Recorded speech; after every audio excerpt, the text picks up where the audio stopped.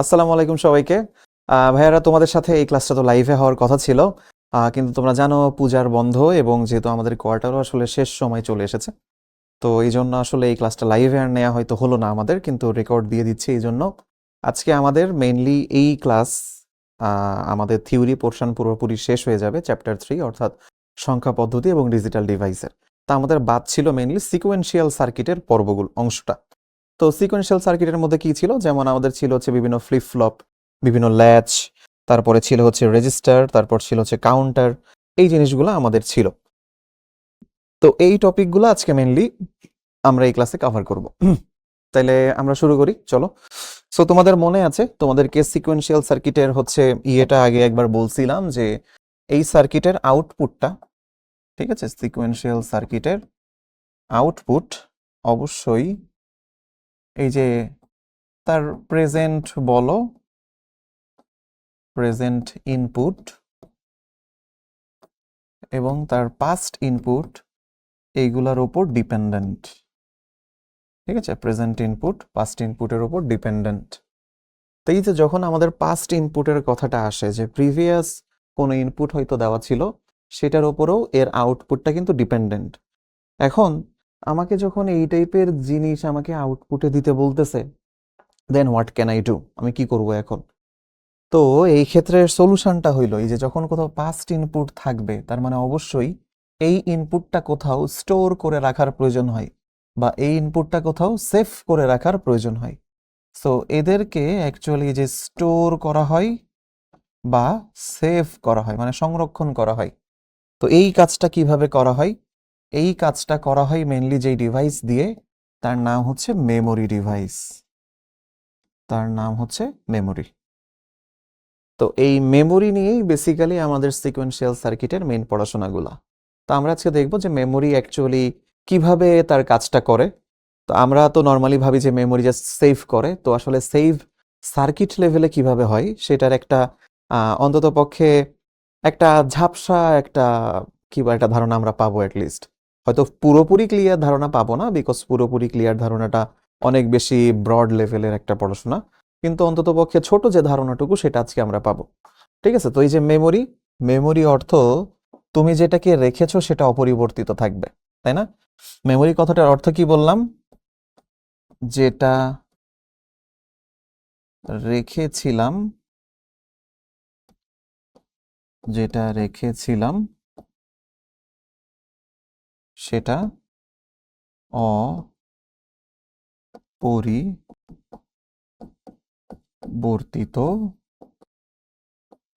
থাকবে। ওকে, এইটা হচ্ছে আমাদের মেমোরি রিলেটেড একটা খুব বেশি গুরুত্বপূর্ণ কথা, যে মেমোরি মানে হচ্ছে ওর ভেতর যেটা রাখছিলাম সেটা অ্যাকচুয়ালি আমার আনচেঞ্জড অবস্থায় থাকবে বা অপরিবর্তিত অবস্থায় থাকবে। সো এটাই হচ্ছে মেমোরির মেইন বৈশিষ্ট্য। তো এই জিনিসটা আজকে আমরা টেস্ট করে দেখতে পারবো যে আসলে এটা হয় কিনা। সো তোমাদেরকে প্রথম যেটা ইনফরমেশন দেওয়ার সেটা হচ্ছে আমাদের মেমোরি। মেমোরি যে জিনিসকে আমরা বলি, অ্যাকচুয়ালি মেমোরি তো অনেক বড় একটা ব্যাপার। যেমন ধরো মানবদেহ অনেক বড় একটা ব্যাপার, বাট মানবদেহের ক্ষুদ্রতম একককে বলে কোষ, তাই না? অনেক কোষের সমন্বয়ে মানবদেহ গঠিত। তেমনি মেমোরির ক্ষুদ্রতম একক আছে, ঠিক আছে? মেমোরির যে ক্ষুদ্রতম একক বলা হয়, মেমোরির যে ক্ষুদ্রতম একক তাকে আমরা বলি ফ্লিপ ফ্লপ। দেখছো কথাটা, ফ্লিপ ফ্লপ। এইটাকে বলে মেমোরির ক্ষুদ্রতম একক, ফ্লিপ ফ্লপ। তা আমরা শুরু করব অ্যাকচুয়ালি এই ফ্লিপ ফ্লপ নামক এই বস্তুটার পড়াশোনা দিয়ে, যে হোয়াট ইজ ফ্লিপ ফ্লপ। তো ফ্লিপ ফ্লপ জানার জন্য আমাদেরকে আরো কিছু প্রিভিয়াস জিনিস পড়তে হবে, যেমন ল্যাচ এবং ক্লক পালস, এই দুইটা আমরা শিখব। তো চলো আমরা ফ্লিপ ফ্লপ সম্পর্কে একটু জানা শুরু করি, আসো। প্রথম কথা বলেছে, ফ্লিপ ফ্লপ লজিক গেট দ্বারা তৈরি এক ধরনের ডিজিটাল বর্তনী, যা একটি বাইনারি বিট 0 বা 1 সংরক্ষণ করতে পারে। তাহলে আমরা শিওর হলাম ফ্লিপ ফ্লপ, একটা ফ্লিপ ফ্লপ 1 বিট বাইনারি সংরক্ষণ করতে পারে, বা একটা বাইনারি ডিজিট সংরক্ষণ করতে পারে। ঠিক আছে, তাহলে তোমাকে যদি বলে যে একটা ফ্লিপ ফ্লপ আছে, তাহলে সংরক্ষণ করবে কয় বিট বাইনারি? সে আসলে 1 বিট বাইনারি স্টোর করবে বা সংরক্ষণ করবে, তুমি যেটাই বলো সেটাই কারেক্ট। স্টোর করবে বা সংরক্ষণ করবে, ঠিক আছে, এটা প্রথম কথা।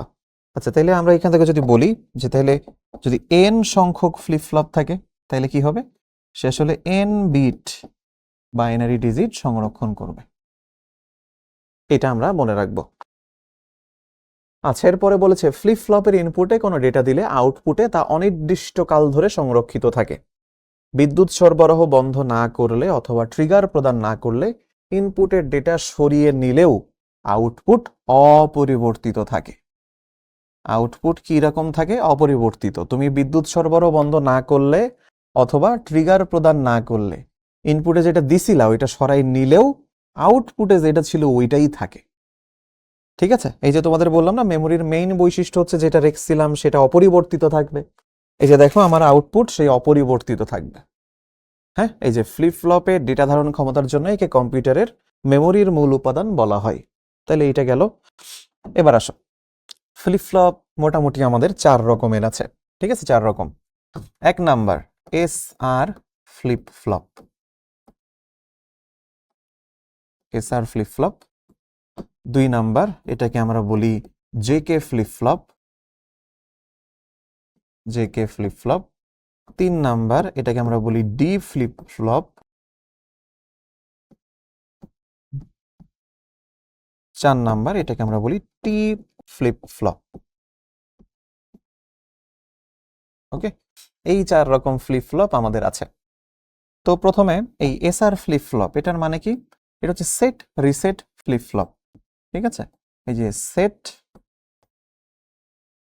রিসেট ফ্লিপ ফ্লপ অ্যাকচুয়ালি, ঠিক আছে। এই SR এর ফুল মিনিং হচ্ছে সেট রিসেট, SR এর ফুল মিনিং হচ্ছে সেট রিসেট। আচ্ছা, এরপর হচ্ছে এই যে JK ফ্লিপ ফ্লপ। JK-তে আসলে এই যে জ্যাক কিলবি, 2 জন মানুষের নাম অনুযায়ী এই ফ্লিপ ফ্লপটা দেওয়া হয়, জ্যাক কিলবি ফ্লিপ ফ্লপ, ঠিক আছে। এই যে JK এর ফুল ফর্ম হচ্ছে এটা। আচ্ছা, এরপর আসে D ফ্লিপ ফ্লপ। D-তে হচ্ছে ডেটা, ডেটা ফ্লিপ ফ্লপ এটা। তো আমাদের এই D-তে থাকে ডেটা, D ফর ডেটা। আচ্ছা, আর এই যে T flip flop, T means toggle, ঠিক আছে, টগল। T-তে আমাদের থাকে টগল, তো এটা হচ্ছে টগল ফ্লিপ ফ্লপ। আচ্ছা, এখন আসো প্রথমটা ব্যাখ্যা করি, set reset. What does it mean? প্রথম সেট রিসেট আমরা বোঝার ট্রাই করি। আচ্ছা, তোমরা জানবা যে তোমরা যদি কখনো পাও ডিজিটাল ইলেকট্রনিক্সে সেট এই কথাটা, আর যদি কখনো পাও রিসেট, তাহলে এইখানে 2টা জিনিস তোমরা শিওর হবা যে সেট কি জিনিস, রিসেট কি জিনিস। সেট করা মানে হচ্ছে ডিজিটাল ইলেকট্রনিক্সে সবগুলা আউটপুটকে 1 বানানো। সেট করা মানে আউটপুটকে 1 বানানো, আর রিসেট করা মানে হইল আউটপুটকে 0 বানানো। রিসেট করা মানে আউটপুটকে 0 বানানো। এই ছোট ইনফরমেশনটা আমরা সবাই মনে রাখবো, ঠিক আছে। তো সেট রিসেট ফ্লিপ ফ্লপে আমরা দেখব যে এই কাজটা হবে সেট রিসেট ফ্লিপ ফ্লপে। এরপরে জ্যাক কিলবি ফ্লিপ ফ্লপ, যেটা আসলে সেট রিসেট ফ্লিপ ফ্লপেরই একটা আপডেটেড ভার্সন বলা যায়। ডি ফ্লিপ ফ্লপও এটা আপডেটেড ভার্সন, টি ফ্লিপ ফ্লপও সেম, গোস ফর সেম। এখন জ্যাক কিলবি তো নাম, ডিতে ডেটা, এখন আসলে টগল। এই টগল কথাটার অর্থ কি? T for toggle. আচ্ছা, টগল মানে হচ্ছে, টগল করা মানে হচ্ছে অবস্থার বারবার পরিবর্তন ঘটানো, অবস্থার বারবার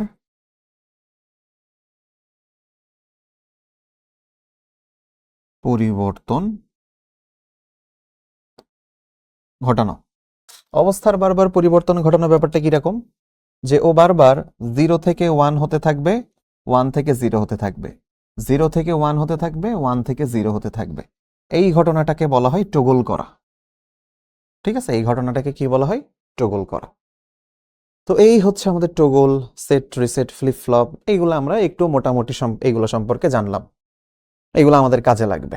এখন আসো প্রথমে এসআর ফ্লিপ ফ্লপ। আচ্ছা, দেখো বলেছে এসআর ফ্লিপ ফ্লপ হচ্ছে সবচেয়ে সরলতম ফ্লিপ ফ্লপ, ঠিক আছে। এটা হচ্ছে সবচেয়ে সহজ সার্কিটের ফ্লিপ ফ্লপ। তো এসআর ফ্লিপ ফ্লপ বলতে সেট রিসেট ফ্লিপ ফ্লপকে বোঝাই। এসআর ফ্লিপ ফ্লপের আউটপুট অবস্থাকে 1 বা হাই করাকে সেট এবং 0 বা লো করাকে রিসেট বলে। তো এইটা অলরেডি আমরা জানছি।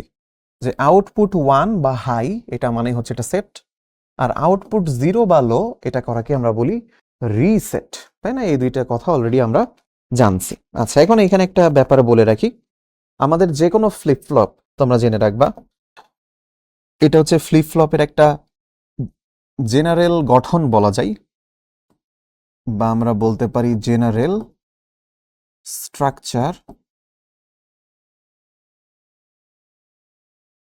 Of a flip flop.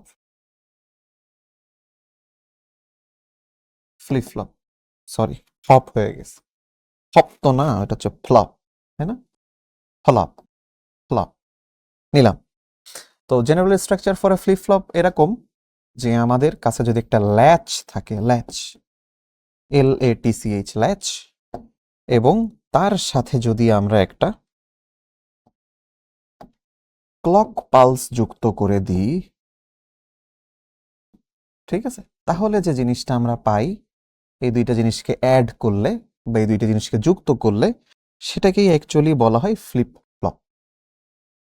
ঠিক আছে, তাহলে একটা ফ্লিপ ফ্লপ পাওয়ার জন্য অ্যাকচুয়ালি আমার লাগবে একটা ল্যাচ এবং একটা ক্লক পালস। ঠিক আছে, এটা যে কোনো ফ্লিপ ফ্লপের জন্য প্রযোজ্য। তো সে যদি ফ্লিপ ফ্লপ হয় তাহলে তার অবশ্যই একটা ল্যাচ থাকবে এবং একটা ক্লক পালস থাকবে, তখনই সে একজন ফ্লিপ ফ্লপ হিসেবে বিবেচিত হবে। আমরা এখন ল্যাচ সম্পর্কে জানবো, তারপরে ক্লক পালস সম্পর্কে জানবো, তারপরে আমাদের আসবে ফ্লিপ ফ্লপ। তাহলে চলো সামনে। এখানে ল্যাচ সম্পর্কে শুরুতে বলা আছে কিছু, বলেছে দুইটি ন্যান্ড গেট বা দুইটি নর গেট এমনভাবে যুক্ত যে একটির ইনপুট অন্যটির আউটপুটের সাথে যুক্ত, অর্থাৎ ক্রস কাপলড ভাবে সংযুক্ত থাকে, তখন তাদেরকে বলে ল্যাচ। তখন তাদেরকে বলে ল্যাচ। কিরকম দেখো, এখানে দুইটা ন্যান্ড গেট দেখানো আছে, এটা একটা ন্যান্ড গেট, এটাও একটা ন্যান্ড গেট।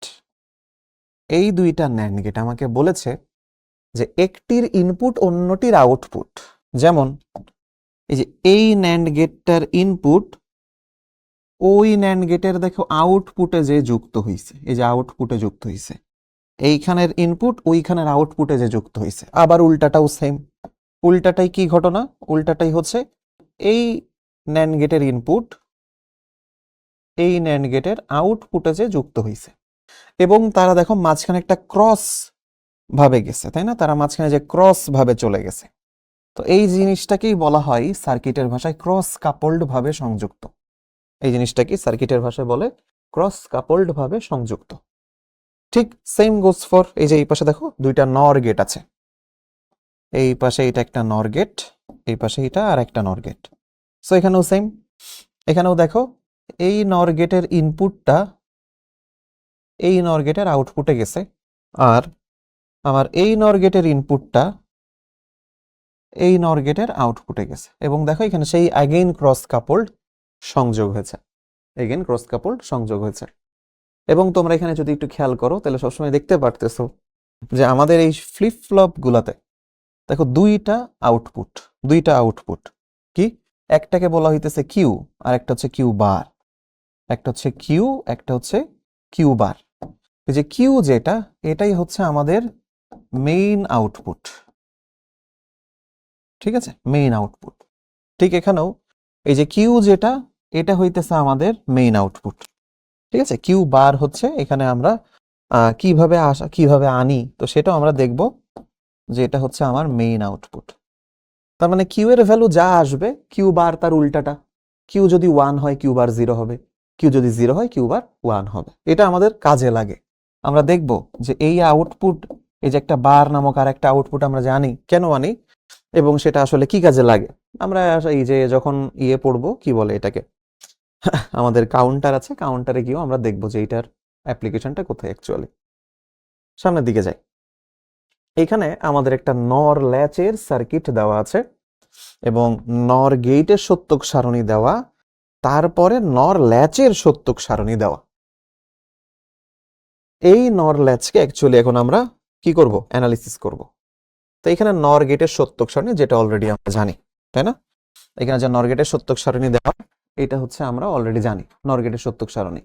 তো নর গেটের সত্যক সারণী আমরা কিরকম বলি, আমরা বলি নর গেটের জন্য এই যে এইখানে এই যে a plus b whole bar, এইটা করলেই হচ্ছে আমরা যে জিনিসটা পাই সেটা হইতেছে আমাদের নর গেট। এটা করলে যেটা পাবো সেটা আমাদের নর গেট। এখন এই নর গেটের ক্ষেত্রে আসো যে এটা এখানে কিভাবে অ্যাকচুয়ালি কাজে লাগে।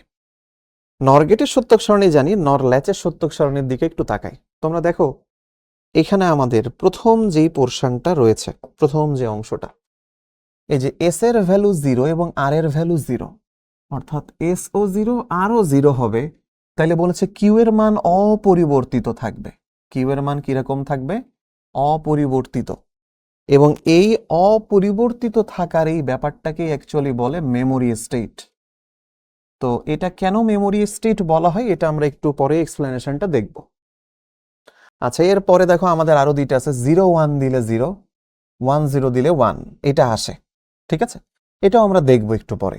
আর 1 1 দিলে অনিশ্চিত। সো এই অনিশ্চিত এই ব্যাপারটাকে অনেক সময় যে টগল করাও বলা হয়, বিকজ টগলে 1 0 পরপর আসতেই থাকে, ওটাকে নিশ্চিত করে বলা যায় না ওইটা কি 0 নাকি 1, সেই ব্যাপারটাকে বলে অনিশ্চিত। তাহলে এই দুইটা জিনিস সম্পর্কে আমরা একটু জানলাম। এখন আসো এবার আমরা কেস অ্যানালিসিস শুরু করি একটা একটা করে।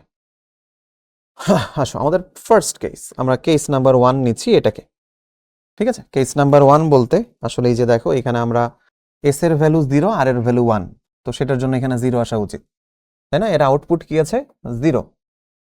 আউটপুট 0 মানে কি? এটা আমার কি জিনিস? এটা রিসেট, তাই না? আউটপুট 0, এটা তো আউটপুট, কিউ হচ্ছে আউটপুট ল্যাচের জন্য। তাহলে আউটপুট হচ্ছে 0, তার মানে এটা রিসেট। আমরা প্রথমে এই কেসটা পড়বো। কেস 1 হচ্ছে আমাদের রিসেট করা। ওকে, কেস 1-এ আমরা যেটা পড়বো সেটা হচ্ছে রিসেট করা। ঠিক আছে, রিসেট করা। এটা কিন্তু আমার নর গেটের সত্যক সারণী, ল্যাচের সত্যক সারণী না, মিলাই ফেলো না আবার। রিসেট করা, রিসেট করা মিন্স হচ্ছে কিউ এর ভ্যালু আসবে 0, তাহলে কিউ বার কত হওয়া উচিত? 1। কিউ এর ভ্যালু 0, রিসেট করা মিন্স, তাই না? এই যে আমরা তো এই পাশে দেখলাম যে ওই যে আউটপুট হচ্ছে 0, আর এটা তাহলে আসবে কিউ বার আসবে 1। আচ্ছা, তখন আমাদের এস আর আর এর ভ্যালু কত দেওয়া ছিল? এস এর ভ্যালু দেওয়া ছিল 0, আর দেওয়া ছিল 1। ঠিক আছে, এস দেওয়া ছিল 0, আর দেওয়া ছিল 1। তো আসো তো আমরা একটু চেক করি। নাও, এস এখানে দেওয়া হচ্ছে 0, আর দেওয়া হচ্ছে আমার 1। ঠিক আছে, সো এই 0 আমাদের এইখানে আসবে। নাও আমি একটু দেখাই, এই 0 আসবে এইখানে, এই 1 আসবে এইখানে। তো এই 0 আর 1 আসলো, এই 0টা অলরেডি এখানে এক্সিস্ট করতেছে, তাই না? এই যে এই 0টা অলরেডি এইখানে এক্সিস্ট করতেছে, তাহলে এইটা এইখানে এসে আমার হবে আর একটা 0, আর এই 1টা অলরেডি এখানে এক্সিস্ট করতেছে, এই 1টা আমার এখানে এসে হবে 1। তাইলে 0 আর 0 নর করলে কি পাওয়া যায়? 0 0 নর করলে পাওয়া যায় 1। তাইলে নাও আমরা 0 আর 0 এদেরকে যদি নর করি, মানে 0 প্লাস 0 বার সমান সমান আমরা পাবো 1। আচ্ছা, আর এখানে 1 আর 1 কে করলে কি পাওয়া যায়? 0। তাহলে দেখো এই যে 1 আর 1 এদেরকে যদি নর করি, তাহলে যে 1 প্লাস 1 এদের উপর বার, এটা সমান সমান 0। আচ্ছা, এই কথাটা উপরে লিখি। ঠিক আছে, এই যে 1 প্লাস 1 সমান সমান 0, এর উপর বার আর কি। হ্যাঁ, তখন এটা আসবে 0। হ্যাঁ, তাইলে যে দেখো এখান থেকে আমরা এই 1 নাম্বার কেসের একটা পোর্শন আমরা দেখলাম। এখন আসো এই 1 নাম্বার কেসে মেমোরি কিভাবে হয় এইটা এবার আমরা চেক করব। মেমোরি কিভাবে নেই দেখো, এখন আমি বুঝতেছি, আমার শিওর হলাম যে আমার এইখানে কিউতে আমার এখন আছে 0, কিউ বারে আছে 1, তাই না? বর্তমানে এই যে আমি লেটেস্ট যেটা পেলাম, এই যে আমার কিউতে আছে 0, কিউ বারে আছে 1, এটা হচ্ছে আমার লেটেস্ট ভ্যালু। আচ্ছা, ভালো কথা। তো আমি প্রিভিয়াস ভ্যালুটা আপাতত এখান থেকে সরাই রাখলাম, এটা হচ্ছে লেটেস্ট ভ্যালু। এখন দেখো আমার মেমোরিতে বলেছে, মেমোরি বা অপরিবর্তিত, এসও 0 আরও 0। তাহলে আসো তো দেখি যে S0 আর R0 করলে কিউ কি আসলেই অপরিবর্তিত থাকে কিনা। আসো দেখি আমরা একটু করি। ধরো এবার এখানে আমরা এস বসাবো 0, এই এস এর ভ্যালু আমি এখানে এইবার বসাচ্ছি 0 না, এইবার এস এর ভ্যালু আমি দিচ্ছি 0, এবং আর এর ভ্যালুও দিচ্ছি আমি 0 না, এখানেও দিচ্ছি 0। সো আমার এই 0 এখানে আসলো, নো প্রবলেম, আমি এখানে 0 নিলাম। তাহলে এখানে আসলো 0, আর এই 0 অলরেডি এখানে রয়েছে, ঠিক আছে। আচ্ছা, আর আমার এইখানে তো 0 ছিল, এখানে ছিল 0, ওকে, আর এখানে ছিল 1, এখানে 1 অলরেডি চলে আসছে, কিন্তু এখানে এবার আমাদের ছিল 0, সো এখানে আর 1 আসবে না, এখানেও আমার এবার আসবে কত, 0। তো 0 আর 1 নর করলে কত হয়, এই যে 0 আর 1 নর করলে 0। তাহলে দেখো আমার 0 আর 1 নর করলে বর্তমান ভ্যালু আসা উচিত 0, 0 আর 0 নর করলে বর্তমান ভ্যালু আসা উচিত 1। এইবার একটু মিলাও তো ভাইয়েরা, এটা ছিল আমাদের পূর্বের আউটপুট, পূর্বের আউটপুট, আর এইটা হইতেছে আমাদের বর্তমান আউটপুট, বর্তমান আউটপুট।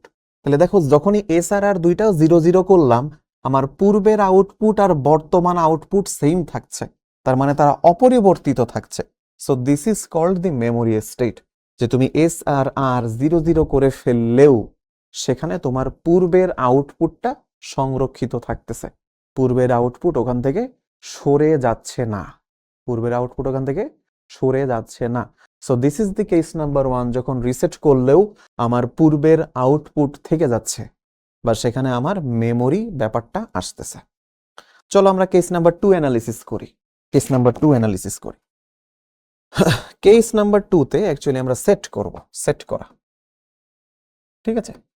তো সেট করা, এটার মিনিং কি?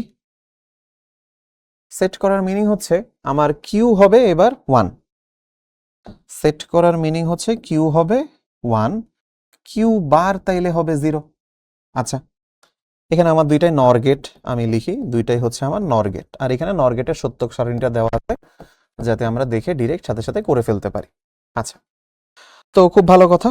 তো আমাদের সেকেন্ড কেস সেট করা, তখন আমাদের কেমন ছিল, এই যে এখানে এস এর ভ্যালু ছিল 1, আর এর ভ্যালু ছিল 0, তখনই আমার কিউ হচ্ছে সেট হয়, কিউ 1 হয়, 1 হওয়া মানে সেট হওয়া, যে কিউ যখন 1 তখন দেখো আমার এস এর ভ্যালু 1 আর এর ভ্যালু 0, তাহলে এস এর ভ্যালু 1 আর এর ভ্যালু 0 বসাই। আসো কেস নাম্বার 2 তে আমরা এস এর ভ্যালু বসাই 1 আর এর ভ্যালু বসাই 0। আচ্ছা, তো এস এর ভ্যালু 1 থাকার অর্থ হইল এই জায়গাতে আমার আসবে 1, এই যে এই জায়গাতে আমার 1ই আসবে, আর এইখানে ছিল 1, দেখো এই 1টা তো আমার এইখানে আছে, সো এই 1টা এই পদ দিয়ে এখানেও আসবে 1 হিসাবে। আচ্ছা, তারপর এখানে হচ্ছে 0, তার মানে এখানেও আমি পাবো 0 কে, আর এইটা তো 0 ছিলই, এই যে এই জায়গা 0 ছিলই, এইটা এখানে এসেও আমি 0 পাবো। তাহলে 1 আর 1 এদেরকে নর করলে কত হয়, 1 আর 1 নর করলে হয় 0। তাহলে আমি এখানে বুঝতেছি যে আমি 1 প্লাস 1 এইটা নর করলে পাবো 0, আর এখানে 0 প্লাস 0 নর করলে পাবো 1, এই যে সত্যক সারণীতেও সেটা দেওয়া। তাহলে আমার বর্তমান আউটপুট হচ্ছে 1 আর 0, ঠিক আছে। এটাকে আমি এই যে লাল কালি দিয়ে সাপোজ মার্ক করে রাখতেছি, এটা হচ্ছে আমার বর্তমান আউটপুট। তা আমি হচ্ছে এই যে এইগুলা মুছে দিলাম, না আপাতত মুছে দিলাম। এইবার আমি চাইতেছি যে এখানেও কি আমার সেই কি বলে ওই জিনিসটাকে মেমোরির ব্যাপারটা খাটে কিনা, এখানেও আমার মেমোরির ব্যাপারটা খাটে কিনা। সো মেমোরির জন্য কি করতে হবে, এস এবং আর দুইজনকেই 0 0 করে দিতে হবে। তাহলে চলো আমরা এস এবং আর দুইজনকেই 0 0 করে দিই, আমি এগুলো মুছে নিলাম। তাহলে এবার এস এবং আর দুইজনকেই 0 0 করে দিব, তাহলে এসও 0 আরও 0, তাহলে এখানে 0 পাঠাও, এখানে 0 আসবে, এখানেও 0 আসবে, তাই না, নর গেটের জন্য। আচ্ছা, আর এইখানে দেখো এই জায়গাটাতে 1, এই যে 0 ছিল, এই জায়গাটার কত ছিল 0, তাহলে এইটা চলে আসবে আমার এইখানে, তাহলে এখানেও পেলাম 0।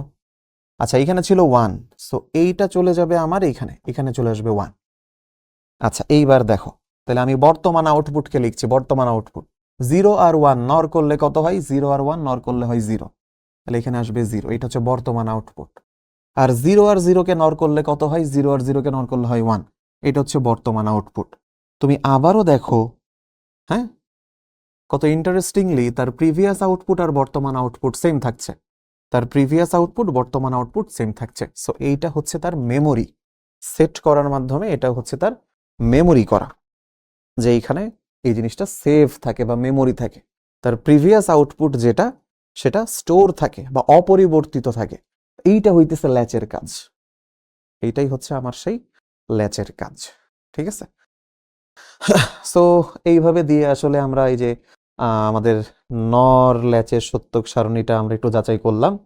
এরপরে এখানে হুবহু সেম ওয়েতে একটা ন্যান্ড ল্যাচ দেওয়া আছে, সো ন্যান্ড ল্যাচের জন্যও দেখো ন্যান্ড গেটের সত্যক সারণী, এটা ন্যান্ড ল্যাচের সত্যক সারণী। ন্যান্ড ল্যাচে কিন্তু ঘটনাটা ঘটে উল্টা। ন্যান্ড ল্যাচে তুমি 0 0 দিলে সেটা হয়ে যাবে অনিশ্চিত, মানে এটা হয়ে যাবে টগল। 1 1 দিলে তখন হয়ে যাবে মেমোরি বা অপরিবর্তিত। তাহলে ন্যান্ড ল্যাচের মেমোরি সিস্টেমটা হচ্ছে আমার 1 1, আর টগল হবে হচ্ছে 0 0-তে। তাইলে তোমরাও নিজেরা বাসায় একটু ট্রাই করবা যে এইটাকে তুমি তখন কেস 1, এইটাকে কেস 2। কেস 2 হচ্ছে সেট, কেস 1 হচ্ছে রিসেট। এইটা করে তোমরা এস আর এর ভ্যালু বসায় দেখবা। তারপরে তোমরা এস এবং আর এই যে ন্যান্ড ল্যাচের ক্ষেত্রে 1 1 বসায় দেখবা যে আসলে মেমোরি থাকে কিনা। এই যে আমি আগের যে দুইটা কেস যেভাবে অ্যানালিসিস করলাম, তুমি সেই ওয়েতে অ্যানালিসিস করবা ন্যান্ড ল্যাচ দিয়ে। দেখবা তো যে মেমোরি থাকে কিনা, এবং তোমরা অবশ্যই অ্যান্সার পাবা যে মেমোরি থাকতেছে, জিনিসটা অপরিবর্তিত থাকছে। ওকে, তো যাচাই করার জন্য এই যে সত্যক সারণী দেওয়া আছে ওইটার সাথে তোমরা মিলাই দেখবা। সো এখানে দেখো দুইটা ন্যান্ড গেট আছে, এইটা একটা ন্যান্ড গেট এবং এইটা আর একটা ন্যান্ড গেট। এই দুইটা ন্যান্ড গেট এখানে এই যে ক্রস কাপড় ভাবে যুক্ত হয়ে এইখানে এস আর ওপরে কিউ নিচে কিউ বার। এবার ঠিক আছে, এবার হচ্ছে ওপরে কিউ আর নিচে কিউ বার, সেই জায়গাটা খেয়াল রাখবা। সো এখানেও আসলে আমরা সেট রিসেটের কেস দিয়ে আমরা এখানে মেমোরির সেম জিনিসটা প্রমাণ করতে পারি। এটা তোমরা বাসায় একটা ট্রাই দিবা, সেম জিনিস, জাস্ট ন্যান্ড গেটের সত্যক সারণী দিয়ে যাচাই করবা। গেল। এইবার আসো আমরা ক্লক পালস সম্পর্কে জানবো। আমরা ফ্লিপ ফ্লপের জন্য কি বলছিলাম, ল্যাচ শেখা লাগবে এবং শেখা লাগবে ক্লক পালস। আমরা ল্যাচ শিখে ফেলছি, এবার আমরা জানবো ক্লক পালস। তো ক্লক পালসের সংজ্ঞা কি দেওয়া পড়ে ফেলি। বলেছে ক্লক পালস হলো এক ধরনের সিগন্যাল বা ভোল্টেজের উপস্থিতি যা একটি নির্দিষ্ট সময় ধরে একই অবস্থায় থাকে এবং পরবর্তীতে আবার নির্দিষ্ট সময় ধরে বিপরীত অবস্থায় থাকে। কিরকম, আসো এটাকে ছবি এঁকে দেখাই। হ্যাঁ, ছবিটা আসবে এরকম, এবং ছবির সাথে সংজ্ঞাকে তারপরে আমরা মিলাই দেখাচ্ছি যে আসলে সংজ্ঞাতে এই কথাটাই বলা হয়েছিল। আসো এইখানে দেখো আমি একটা কি বলে এখানে একটা ওয়েভ আঁকছি, একটা ওয়েভ। এবার আমার বলে দেয়া হবে যে এই এই লেভেলটা, এই যে নিচের এই লেভেলটা, এটাকে আমরা বলি 0 ভোল্ট লেভেল, 0 ভোল্ট লেভেল। আর এই যে ওপরের লেভেলটা, এই যে ওপরের যতগুলা দাগ দেখতে পারতেছো, এই লেভেলটাকে বলি আমরা 5 volt level. So that's why এই ওপরে যখন থাকবে তখন আমরা বুঝবো এটা হচ্ছে লজিকের 1, যখন নিচে থাকবে তখন এটাকে আমরা বলবো লজিকের 0। অর্থাৎ আমাদের যে 1 0 ওপরে উঠলেই আমরা বুঝবো এটা 1, নিচে গেলে আমরা বুঝবো এটা 0। ঠিক আছে, তো এই ওপরের এই যে এই জায়গাগুলা, এই যে এই জায়গাগুলা, যেমন আমি একটু মার্ক করি যে এই জায়গাগুলা, এই জায়গা, এইগুলা সব একটা একটা স্টেট, এইগুলা সব একটা একটা স্টেট, এটাও একটা একটা স্টেট, এবং এই তিনটা একই স্টেট, একই স্টেট। দেখো এই একই স্টেটে সে কিছু সময় ধরে ছিল, তারপরে স্টেট বিপরীতে চলে গেছে, সে চলে গেছে 0 স্টেটে, 0-তে চলে গেছে। তারপরে আবার স্টেট চেঞ্জ করছে, মানে আবার 1-এ গেছে, তারপরে কিছুক্ষণ পরে আবার 0-তে, তারপরে আবার 1-এ, তারপরে কিছুক্ষণ পরে আবার 0-তে। এই জিনিসটাকে অ্যাকচুয়ালি ক্লক পালস নামে অভিহিত করা হয়। তুমি ক্লক পালস দেওয়া মানে তুমি সেখানে এরকম একটা ভোল্টেজ অ্যাপ্লাই করতেছো আসলে। তো এই ক্লক পালসের কিছু নাম আছে বা এখানের কিছু নমিনেশনস আছে, কিছু টার্মস আছে, এইগুলো সম্পর্কে আমাদেরকে একটু জানতে হবে।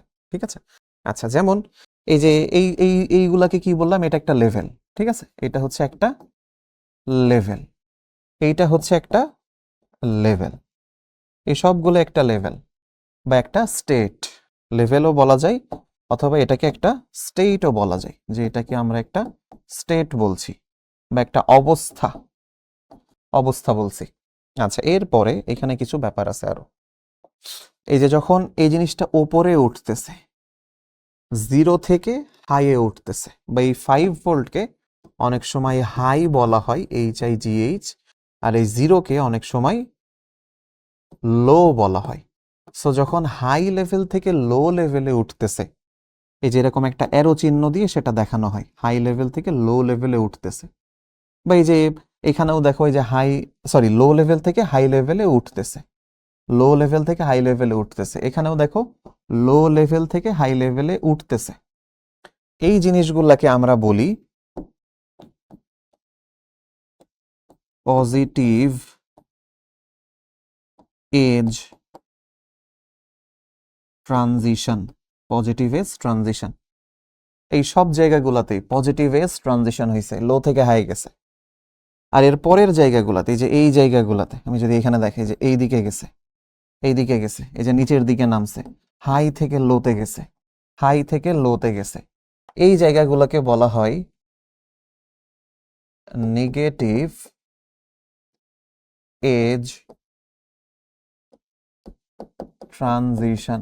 নেগেটিভ এজ ট্রানজিশন, একটা হচ্ছে পজিটিভ এজ ট্রানজিশন, একটা হচ্ছে নেগেটিভ এজ ট্রানজিশন, আর বাকিগুলো হচ্ছে লেভেল, বাকিগুলো হচ্ছে আমাদের লেভেল। তো এই এজ ট্রানজিশনগুলো আমাদের একটু এই জন্য জানা দরকার যে আমরা একটু পরে কিছু সিম্বল দেখব, ওটা দেখলে আমরা বুঝতে পারবো যে এখানে নেগেটিভ এজ ট্রানজিশন হয়েছে। যেমন আমরা দুই রকম জিনিস জানলাম মোটামুটি, তাই না? একটা ছিল ফ্লিপ ফ্লপ, একটা ছিল ল্যাচ। তোমরা জেনে রাখবা যে একটা ল্যাচ তখনই সক্রিয় হয়, একটা ল্যাচ তখনই সক্রিয় হয় যখন আমাদের এই লেভেলগুলা থাকে, লেভেলগুলা যখন কাজ করে। আর ফ্লিপ ফ্লপ সক্রিয় হয় যখন আমাদের এই এজগুলা কাজ করে। ফ্লিপ ফ্লপ কখন সক্রিয় হয়? যখন এজগুলা কাজ করে, ঠিক আছে? যখন এই যে এজের পোর্শনে থাকবে ভোল্টেজটা, তখন ফ্লিপ ফ্লপ কিছু একটা বোঝে যেখানে ক্লক পালস দেওয়া হয়েছে, বা যখন এই যে নিচের দিকে নামে তখন ফ্লিপ ফ্লপ বোঝে এখানে ক্লক পালস দেওয়া হয়েছে। বাট এই ওপরে ওঠা বা যখন নিচে নামে তখন কিন্তু আমার ল্যাচ বুঝতে পারে না এখানে আদৌ কিছু হয়েছে কিনা। কিন্তু ল্যাচ কখন বোঝে? যখন এই অংশে থাকে তখন ল্যাচ বুঝতে পারে এখানে ক্লক পালস দেওয়া হয়েছে, যখন এখানে থাকে তখন ল্যাচ বুঝতে পারে আমাকে ক্লক পালস দেওয়া হয়েছে। দ্যাটস ওয়াই আমাদের দুইটা গুরুত্বপূর্ণ কথা বলা হয় যে ল্যাচ যেই ডিভাইসগুলা, এদেরকে আমরা বলি লেভেল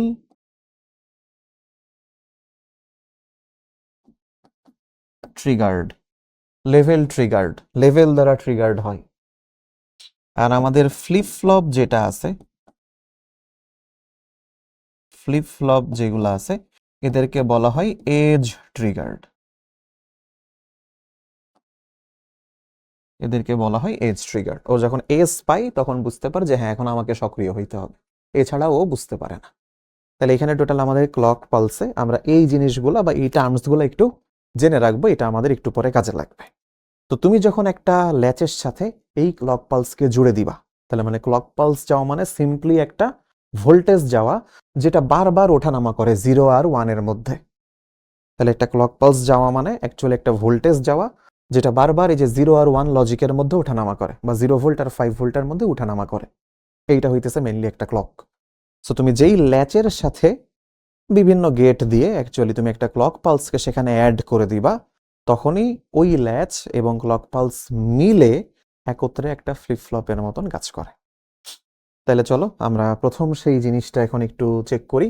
এসআর ফ্লিপ ফ্লপ, প্রথমে আমাদের আসবে এসআর ফ্লিপ ফ্লপ। সেই এসআর ফ্লিপ ফ্লপে খেয়াল করো যে এইটা ছিল আমাদের ল্যাচ, মনে পড়ে যদি, এই যে একটু আগেই পড়ে আসলাম, এইটা ছিল আমাদের নর ল্যাচ, নর ল্যাচ যেটা আমরা অ্যানালিসিস করলাম। সেখানে দেখো দুইটা অ্যান্ড গেট দিয়ে এস আর আর এর ইনপুট দেওয়া হয়, তার সাথে ক্লক পালস দেওয়া হয়। দেখছো এই যে এস এবং এস এর সাথে একটা ক্লক পালস যায়, সেখানে ঢোকে প্রথম নর ল্যাচে, আর এর সাথে একটা ক্লক পালস যায়, সেখানে ঢোকে প্রথম নর ল্যাচে।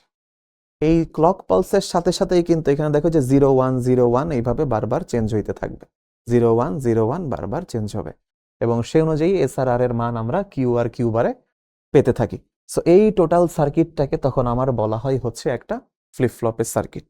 যদিও এইটা তোমাকে মুখস্থ করা লাগবে না, তোমাকে পরীক্ষায় খুব একটা এগুলা দেয় না, এটা দেয় না খুব একটা। এই এসআর ফ্লিপ ফ্লপের জন্য, এসআর ফ্লিপ ফ্লপের জন্য দেখো আমার এইখানে একটা সত্যক সারণী আঁকানো আছে, সত্যক সারণী এখানে একটা আঁকাই রাখা আছে। সো প্রথমে এস, তারপরে আর, তারপরে হচ্ছে কিউ।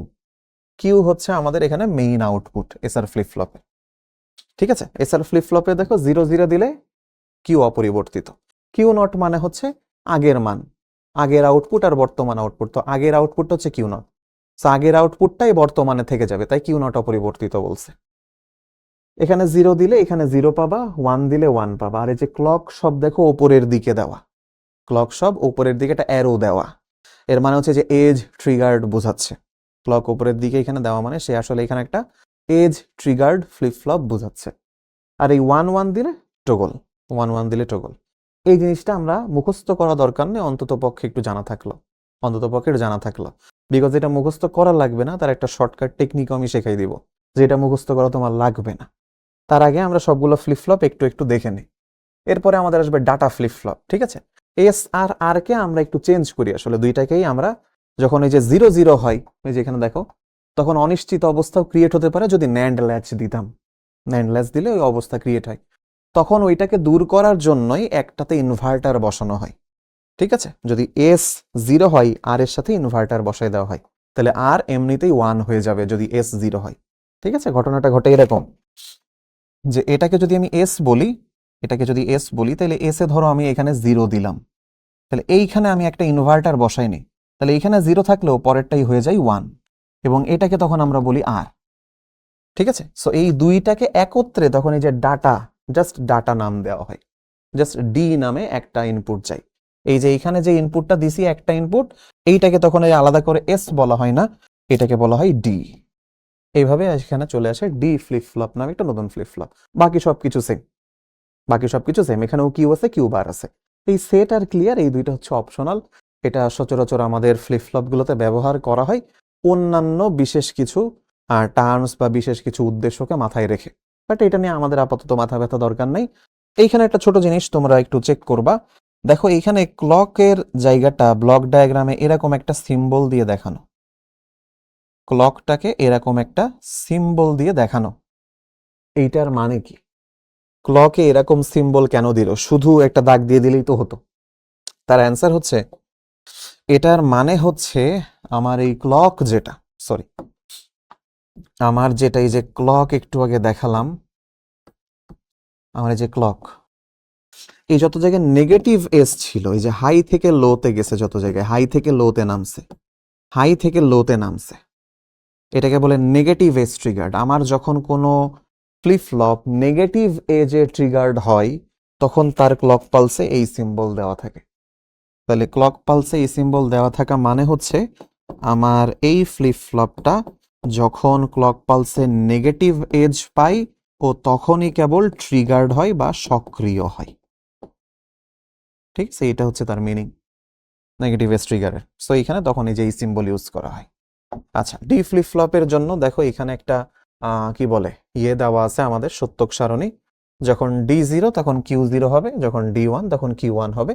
ক্লক পালসের সিম্বল দেওয়া, ক্লক পালস সিম্বলকে এভাবেই ডিনোট করা হয়।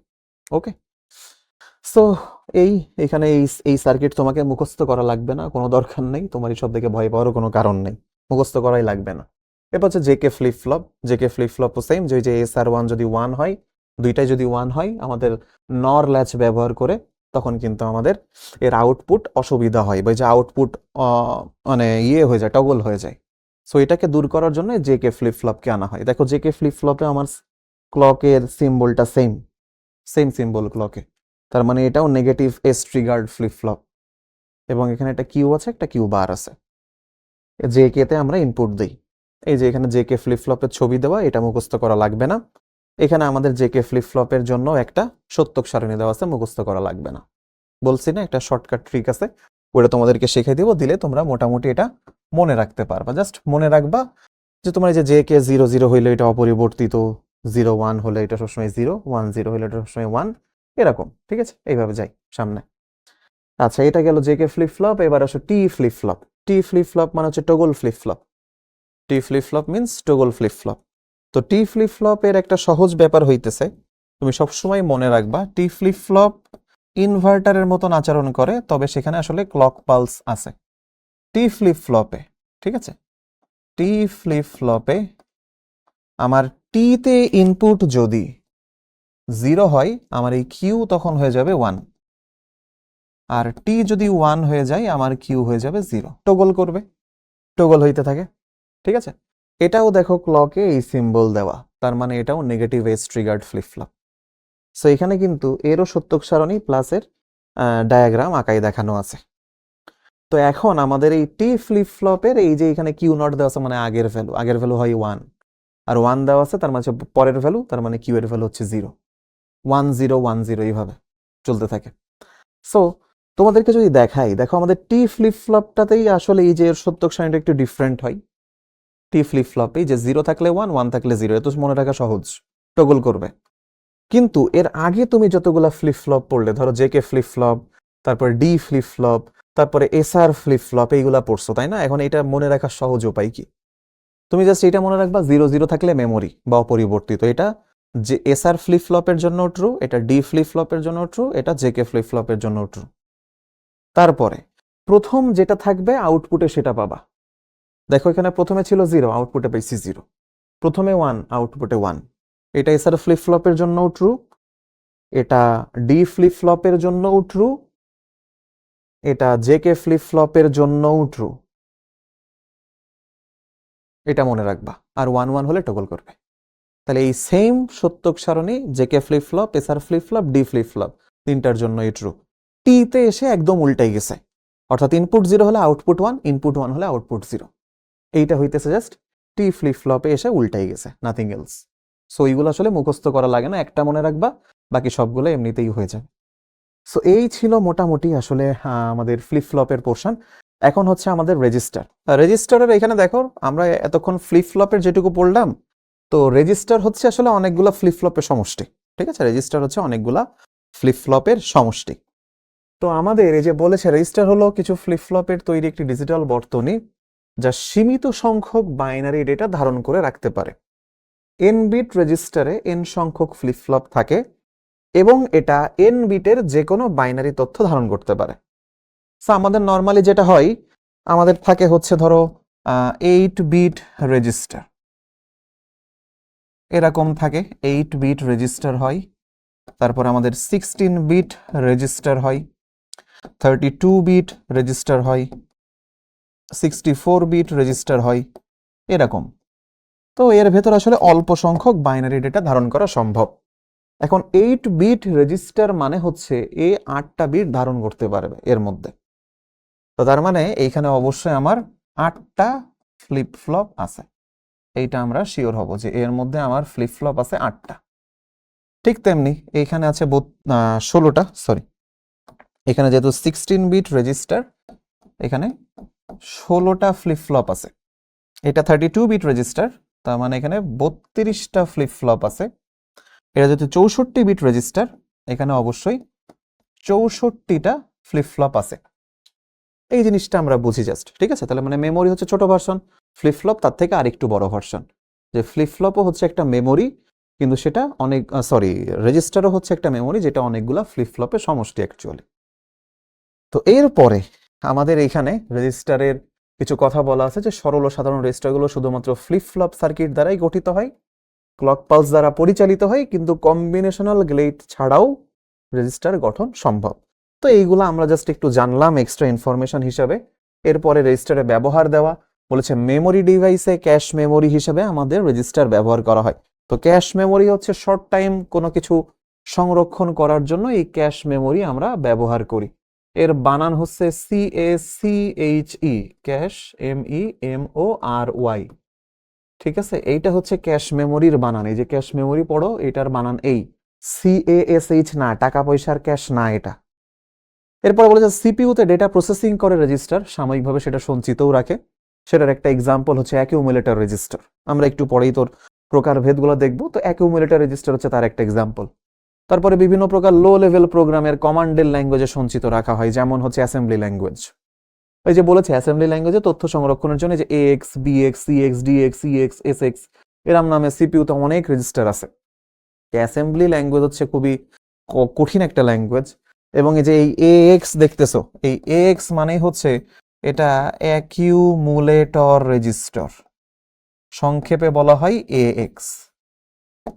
তারপরে যে BX, এটাকে বলে base register, base register. CX, এটাকে বলে কাউন্টার রেজিস্টার। ঠিক আছে, তারপর হচ্ছে DX, এটাকে বলে data register. EX, extra segment register. ঠিক আছে, SX, সোর্স রেজিস্টার বা সোর্স ইন্ডেক্স, এরকম অনেক কিছু থাকে আরো। তো এইগুলা গেল, এগুলো আমরা জাস্ট একটু ব্যবহার সম্পর্কে জেনে রাখলাম। এরপর হচ্ছে রেজিস্টারের প্রকারভেদ। তো গঠনের ভিত্তিতে রেজিস্টার দুই রকম, একটাকে বলে প্যারালাল রেজিস্টার আর একটাকে বলে শিফট রেজিস্টার। এই দুইটা সম্পর্কে আমরা একটু পরেই পড়বো। আর কাজের ভিত্তিতে এখানে অনেক রকম আছে, মোটামুটি 5টা দেওয়া। একটাকে বলে অ্যাকিউমুলেটর রেজিস্টার, একটা মেমোরি অ্যাড্রেস রেজিস্টার, একটা ইনস্ট্রাকশন রেজিস্টার, তারপরে থাকে ইনপুট আউটপুট রেজিস্টার বা আইও রেজিস্টার বলে, তারপরে প্রোগ্রাম কাউন্টার রেজিস্টার বা যেটাকে সিএক্স বলছিলাম একটু আগে। ঠিক আছে, সো যেমন এই যে এইটারে হচ্ছে এএক্স, একটু আগেই পড়লাম, এটাকে বলে সিএক্স। হ্যাঁ, এটাকে বলে আইও রেজিস্টার বা আইও রেজ, এরকম বলে এইগুলাকে। তো এইগুলা সম্পর্কে আসলে আমাদের বইতে খুব বেশি নাই, অ্যান্ড খুব বেশি থাকার কথাও না, বিকজ এগুলো অনেক জটিল জিনিসপত্র। এত বেশি জটিলতাও আসলে আমাদের পড়ার কিছু নাই, কিন্তু অন্তত জানা থাকলো আমাদের যে গঠনের ভিত্তিতে 2 রকম, কাজের ভিত্তিতে 5 রকম, আর রেজিস্টার মেনলি 2 ভাবে এই প্রকারভেদ আমরা দেখাই। দেখুন চলো, প্রথমে আমরা যাব বাফার বা প্যারালাল লোড রেজিস্টার। বলেছে প্যারালাল লোড রেজিস্টার হলো এমন এক ধরনের রেজিস্টার যেখানে একটি কমন পালস সিস্টেম থাকে। এইটা হচ্ছে প্রধান কথা। প্যারালাল লোড রেজিস্টারে একটা কমন পালস সিস্টেম থাকবে, তার মানে হইল একটা ক্লক পালসই সবগুলা ফ্লিপ ফ্লপের মধ্যে যাবে। রেজিস্টার কি অনেকগুলো ফ্লিপ ফ্লপ দিয়ে তৈরি না? সো এই সবগুলা ফ্লিপ ফ্লপকে চালাতে কোনো আলাদা ক্লক পালস দরকার নেই, একটা ক্লক পালসই সব ফ্লিপ ফ্লপে যাবে। এটা হচ্ছে প্যারালাল লোড রেজিস্টারের একটা ধর্ম বা একটা গুরুত্বপূর্ণ বৈশিষ্ট্য। অ্যাকচুয়ালি দেখো ভাইয়া, এখন থেকে যা যা পড়াবো এর পরে অনওয়ার্ড, বা যা যা পড়াইতেছি, এই জায়গাগুলো থেকে মোটামুটি সিকিউ আসে না কখনো।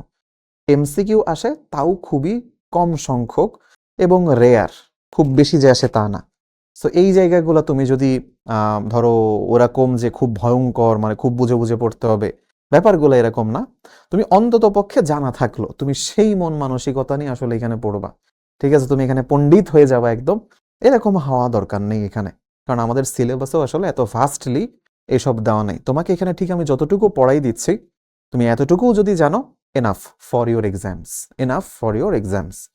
তোমার এর বাইরে যে খুব বেশি জিনিসপত্র পড়া লাগবে না, এটা আমি তোমাকে মেক শিওর করছি। সো তুমি সেই মন মানসিকতা বা সেই টেন্ডেন্সি নিয়ে এই ক্লাসটা দেখো। তুমি এমন ভাইবো না যে তোমার এখানে মাস্টার হইতে হবে এই সব জিনিসের উপরও। ঠিক আছে, তোমাকে প্যারালাল লোড রেজিস্টার একদম সার্কিট সহ, কম্বিনেশন সহ, তার ইনপুট আউটপুটের ডায়াগ্রাম বা ইনপুট আউটপুটের সিকোয়েন্সিং, তারপরে সত্যক সারণী, সব দেখতে হবে? নেভার, কিছুই দরকার নেই, এর এত বেশি আমাদের অপ্রয়োজনীয়, প্রয়োজনও না এত বেশি। এরপরে বলেছে যে কমন পালসের যে কোনো একটি টার্মিনাল পালস পাবার সাথে সাথে সবগুলো রেজিস্টার সক্রিয় হয় এবং তথ্য ধারণ করে। এটি 4 বিট বাইনারি তথ্য সংরক্ষণ করতে পারে, প্যারালাল লোড রেজিস্টার। তো এইটা সম্পর্কে আমরা জানলাম। এরপরে হচ্ছে এই যে এখানে হচ্ছে একটা প্যারালাল লোড রেজিস্টারের জন্য একটা ছোট একটা ডায়াগ্রাম দেওয়া, যেখানে দেখো এই যে ক্লক পালস, এই যে ক্লক, এই ক্লকটা দেখো এই যে এইখানেও গেছে নেগেটিভ এজের জন্য এরকম সিম্বল, এখানেও গেছে, মানে এই ফ্লিপ ফ্লপেও গেছে, এখানে এই ফ্লিপ ফ্লপেও গেছে, এখানে এই ফ্লিপ ফ্লপেও গেছে। দেখো এখানে 4টা flip flop, and that's why বলা হয় যে আসলে প্যারালাল লোড রেজিস্টার এখানে 4 বিট বাইনারি তথ্য ধারণ করে আসলে, যেহেতু এটা 4টা ফ্লিপ ফ্লপ দিয়ে গঠিত। ঠিক আছে, এবং এগুলো দেখো সব ডি ফ্লিপ ফ্লপ, এগুলো সব কি flip flop? D flip flop. আচ্ছা, এরপরে আমাদের আছে বাফার বা প্যারালাল লোড রেজিস্টারের আরেকটা। এখানে বলেছে যে সাধারণত অসমান গতির যন্ত্রাংশের মধ্যে ডাটা আদান প্রদান করা হয়। সিপিইউ তথা কেন্দ্রীয় প্রক্রিয়াকরণ ইউনিট ইনপুট আউটপুট ডিভাইসের মধ্যে ইনপুট বাফার বা আউটপুট ডিভাইস ও সিপিইউ এর মধ্যে আউটপুট বাফার হিসাবে ব্যবহার হয়। এটা একটা মজার একটা জায়গা। ঠিক আছে, আমরা কোথায় আসলে এই রেজিস্টারটাকে অ্যাকচুয়ালি ইউজ করি, এইটা হচ্ছে তার একটা এক্সাম্পল। দেখো আমাদের সিপিইউ এর ভেতরে যে প্রসেসর দেওয়া অ্যাকচুয়ালি, বা এই যে সিপিইউ আমরা বলতে যাকে বুঝি, এই মোটা বক্সটা বুঝো না কম্পিউটারের, ওর মধ্যে একটা ছোট জিনিস আছে যার নাম সিপিইউ। ওই যে আমরা বলি ইন্টেলের কোরাই 7, কোরাই 5, এইগুলো হচ্ছে সিপিইউ এর নাম। তো এই সিপিইউ বা সেন্ট্রাল প্রসেসিং ইউনিটটা অ্যাকচুয়ালি খুবই ফাস্ট, খুবই ফাস্ট। কিন্তু ধরো আমার মাউস বা আমার কিবোর্ড বা আমার মনিটর, এইগুলো এত ফাস্ট না ক্ষেত্র বিশেষে যে ও যত ফাস্ট, এ এত বেশি ফাস্টও না ইভেন। তো ঘটনা তাইলে কি ঘটে? দেখা যাচ্ছে আমার সিপিইউ যে, আমি বলে দিচ্ছি, এইটা হচ্ছে আমার সিপিইউ। এ মনে করো যে 1 সেকেন্ডে, আমি বললাম এ 1 সেকেন্ডে 100 বিট নিতে পারে। ঠিক আছে, 100 বিট নিতে পারে। আচ্ছা, আর আমি বললাম আমার এই পাশে আছে হচ্ছে ধরো আমার কিবোর্ড, ঠিক আছে, এখানে আমার কিবোর্ডটা আছে, হয়তো এখানে আমার কিবোর্ডটা আছে, তা আমার কিবোর্ড হয়তো 1 সেকেন্ডে দিতে পারে 10 বিট, সাপোজ 10 বিট। ও 1 সেকেন্ডে নিতে পারে 100 বিট, এই 1 সেকেন্ডে দিতে পারে 10 বিট। তাহলে ঘটনা হচ্ছে এ যখন 10 বিট দেবে, দুইজনেই তো 1 সেকেন্ড পার করে ফেলবে। ও তো ভাববে আমার কাছে 100 বিট চলে আসছে, এখন ও কি তাই ভেবে বসে থাকবে? না। তার মানে ও কি 10 বিট নিয়ে বলবে যে আরো 90 বিট দাও, আরো 90 বিট দাও? এরকম ঘটনা ঘটে না। তাহলে দেখা যাচ্ছে যে এর যে স্পিড আর এর স্পিড সেম না, দুইজনের স্পিড সেম না। এই যে দুইজনের স্পিড সেম না, এরা অসমান গতির যন্ত্রাংশ, সেইভাবে বলা হয়েছে। তখন এদের মধ্যে অ্যাকচুয়ালি যাতে এ যতক্ষণে 100টা বিট পাঠায় ততক্ষণ সিপিইউ যাতে ওয়েট করে, সিপিইউ যাতে ওয়েট করে, তার জন্য এই মাঝখানে একটা জিনিস ইউজ হয়, যেই জিনিসটার নামই হচ্ছে আমার এই বাফার রেজিস্টার বা এই প্যারালাল লোড রেজিস্টার। এটা বাফার মানেই কিন্তু হচ্ছে এই দেরি করানোটা, তাই না? আমরা ওই যে ইউটিউবে কি দেখি, বা ধরো কোনো ভিডিও দেখতে গেছি, ওই যে ভিডিও খালি এরাম ঘুরতেছে কিন্তু ভিডিও আসতেছে না, তার মানে কি? এটা লোড হইতেছে, কোনো লোড হচ্ছে না। তা আমরা কি বলি যে লোড হচ্ছে না, এই যে প্যারালাল লোড রেজিস্টার, এই জন্য আমরা বলি। সো এই যে বাফার হয়, বাফারিং হয়, এই যে এই জন্য বলি যে বাফার রেজিস্টার এই কাজটা করে। ওইখানে তো ধরো ওই ডাটাগুলো আসতেছে না, কিন্তু এই যে আমাদের কিবোর্ড আর সিপিইউ এর মধ্যে আসলে এরকম বাফার রেজিস্টার আছে। আবার সেম গোস ফর যে ধরো আমার এখানে মনিটর আছে একটা, আমি এখানে বলতেছি আমার মনিটর আছে। তো এই মনিটর থাকার মানে হইতেছে, আমি ধরো বলে দিলাম যে আমার মনিটর 1 সেকেন্ডে, ধরো আমি 1 সেকেন্ডে বললাম আমার মনিটর 1 সেকেন্ডে 25টা ডেটা নিতে পারে। সাপোজ আমার মনিটর 1 সেকেন্ডে 25টা ডেটা নিতে পারে। হ্যাঁ, কিন্তু ঘটনা হইল আমার সিপিইউ তো 100টা করে পাঠাবে। এখন যদি পাঠাই, সাপোজ সিপিইউ নিতে পারে বা দিতে পারে, সিপিইউ এর জন্য দুইটাই ট্রু। তো সিপিইউ যদি এখন 100টা করে ডাটা পাঠাই প্রতি সেকেন্ডে, ও তো 1 সেকেন্ডে 25টার বেশি নিতে পারবে না। তো সিপিইউ ধরো ওর এদিক দিয়ে 100টা ডাটা পাঠাইছে, ও 1 সেকেন্ডে আস্তে আস্তে 25টা নিয়ে পকেটের মধ্যে রাখার আগে সিপিইউ আরো 100টা পাঠাই দিছে। তো এরকম করে তো মনিটর চলবে না, তাই না? তখন সিপিইউতে যা প্রসেস হইতেছে মনিটরে তো দেখা যাবে না, দেখা যাচ্ছে স্লো হয়ে যাবে। দেখা যাচ্ছে তুমি কিবোর্ডে সবকিছু এরকম দ্রুত টাইপ করে যাচ্ছ, মনিটরে তা উঠতেছে না, তাই না? কিন্তু না, অ্যাকচুয়ালি তুমি কিবোর্ডে যেই ওয়েতে কাজ করতেছো, মনিটরেও যাতে সেই স্পিডেই যায়, তার জন্য এদের মধ্যেও অ্যাকচুয়ালি এই যে দুইটা অসমান গতি যেহেতু দুইজনের, এদের মধ্যেও ম্যানেজ করার জন্য বা দুইজনকে কম্বাইন করে চলার জন্য যাকে লাগে ওই সেই হচ্ছে আমাদের বাফার রেজিস্টার। এই বাফার রেজিস্টারই হচ্ছে আমার এর গতিকে বলে যে ঠিক আছে তুমি 25টা নিচ্ছ, ও সিপিইউর কাছ থেকে 25টা এনে তারপর ওকে দেয়, আবার 25টা এনে দেয়, এইভাবে। সো বাফার রেজিস্টার হচ্ছে সবাইকে বুঝে চলে, ও খুব ভালো, ও সবাইকে বুঝে চলে যে একজন স্লো, ওকে তাহলে ওকে একটু স্লো বোঝাই, ঠিক আছে? একটা স্টুডেন্ট খুবই ফাস্ট, ওকে খুবই ফাস্ট বোঝাই দিই ওকে। সো বাফার রেজিস্টার হচ্ছে এরকম, ঠিক আছে? সো এই হচ্ছে বাফারের কাজ, এই হচ্ছে বাফারের কাজ। এখানে সেই কথাটা অ্যাকচুয়ালি লেখা, এখানে আমি সেটা এক্সপ্লেইন করলাম। এবার চলো, এখানে প্যারালাল লোড রেজিস্টার কিছু সুবিধা বলেছে, যে প্যারালাল লোড রেজিস্টার অনেক দ্রুত কাজ করতে পারে, ক্ষণস্থায়ীভাবে ডেটা সঞ্চয় করতে ব্যবহৃত হয়। কারণ ভাবো এ দ্রুত কাজ করে, এবং এই যে 25টা বিট নিল, ও নিজে কিছুক্ষণ সঞ্চয় করে তারপরে এর কাছে দেয়, আবার 25টা নিয়ে সঞ্চয় করে রেখে ওর কাছে বা দিতে থাকে এইভাবে, ঠিক আছে? এই যে এখানে সেই দুইটা কথাই লেখা বলেছে, দ্রুত কাজ করে বলে অধিকাংশ কম্পিউটার এটি ব্যবহার করে, ক্যালকুলেটর ও ঘড়িতেও এটা ব্যবহৃত হয়।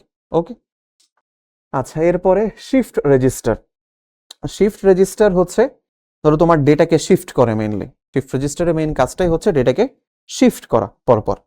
তো ধরো এখানে শিফট রেজিস্টার বলেছে যে ডেটাকে বাম দিকে বা ডান দিকে বা উভয় দিকে সরাতে পারে, তাকে শিফট রেজিস্টার বলে। শিফট রেজিস্টার এক ধরনের সিরিয়াল রেজিস্টার, ঠিক আছে? শিফট রেজিস্টার এক ধরনের সিরিয়াল রেজিস্টার। আমরা একটু পরেই দেখবো সিরিয়াল রেজিস্টার বলতে আসলে কি বোঝাইছে। শিফট রেজিস্টারে কতগুলো ফ্লিপ ফ্লপ চেইন আকারে যুক্ত থাকে, যেই কথাটা ইম্পর্টেন্ট, চেইন আকারে যুক্ত থাকে। তো চেইন আকারে যুক্ত থাকা মানে কি? সিরিয়ালি যুক্ত থাকা, পরপর। তো ফ্লিপ ফ্লপের আউটপুট, একটার আউটপুট পরের ফ্লিপ ফ্লপের ইনপুটের সাথে যুক্ত থাকে। সকল ফ্লিপ ফ্লপে একটা কমন পালস যুক্ত থাকে। তাহলে এখানেও দেখা যাচ্ছে সব ফ্লিপ ফ্লপের মধ্যেই একটা কমন পালস যায়, মানে এটা যে রেজিস্টার তার সবগুলা ফ্লিপ ফ্লপের মধ্যে একটাই পালস যাবে, আলাদা আলাদা পালস না। তো এইটা আমরা একটু দেখি। এখানে একটা ইয়ের কথা বলা আছে, শিফট রেজিস্টার। যে দেখো ওই যে আমরা এখানে পড়লাম না যে এখানে ধরো একটা ইনপুট দিলাম, এর আউটপুট পাচ্ছি, কিন্তু এই আউটপুটটা দেখো পরের ইয়ের জন্য, ফ্লিপ ফ্লপের জন্য ইনপুট হিসেবে কাজ করতেছে। এই ফ্লিপ ফ্লপের এইটা হচ্ছে আউটপুট, সেইটা আবার পরের ফ্লিপ ফ্লপের ইনপুট হিসেবে কাজ করতেছে। এই ফ্লিপ ফ্লপের এইটা আউটপুট, সেটা পরের ফ্লিপ ফ্লপের ইনপুট হিসেবে কাজ করতেছে, এইভাবে চলতে থাকে। আর এই যে আমার ক্লক, এটা দেখো সবার জন্য সেম, সবার জন্য সেম। এই যে এখানেও এ আসছে, এখানেও সেম ক্লক পালস, এখানেও সেম ক্লক পালস, এখানেও সেম ক্লক পালস, একই ক্লক পালস গিয়েছে। তোমার কাছে যদি এখানে প্রশ্ন করতো যে এইটা কয় বিট শিফট রেজিস্টার, তার অ্যান্সার কি দিতা ভাবো? দেখো এই যে আমরা ফ্লিপ ফ্লপের নামগুলো এইভাবে করি, যে FF0, FF1, FF2, FF3। তাহলে এখানে টোটাল 4টা শিফট রেজিস্টার, 4টা ফ্লিপ ফ্লপ আছে। তাহলে এটা কিন্তু অবশ্যই একটা 4 বিট শিফট রেজিস্টার, 4 বিট ধারণ করতে পারে এবং শিফট করতে পারে। সো ও আসলে এই সিরিয়ালি এই বিটগুলোকে ডান দিকে সরাই দেয়। কিভাবে? ধরো আমরা এখানে একটা এক্সাম্পল নেই। ধরো আমার সিরিয়ালি বিটগুলা এরকম 1 0 1 1, এটা হচ্ছে আমার বিট। আমি এখানে প্রথম ক্লক পালস দিলাম CL কে, দিলে কি হবে? এই সবগুলা একটা একটা করে ফ্লিপ ফ্লপ ডান দিকে সরে যাবে। তার মানে হইল এই 1টা চলে আসবে এইখানে, এখানে লিখবা 1। এই 0টা চলে আসবে এইখানে, সো এই যে এই 0টা লিখবা এইখানে। এই 1টা আসবে এই জায়গায়, তুমি 1 লিখবা এইখানে। এই 1টা যাবে এই জায়গায়, এই 1 কে লিখবা এইখানে। তুমি যদি আবার একটা ক্লক পালস দাও এখানে, আবার একটা ক্লক পালস, তাহলে এই আরো আবার ডানে সরে যাবে। এই যে 1 0 1 1। তুমি যদি আবার ক্লক পালস দাও, ও আবার ডানে সরে যাবে। তাহলে তখন কিভাবে পাবো? এই যে 1 0 1 1, দেখছো একটা একটা করে সরতে আছে। তুমি যতবার ক্লক পালস দিবা ও ততবার করে সরতে থাকবে।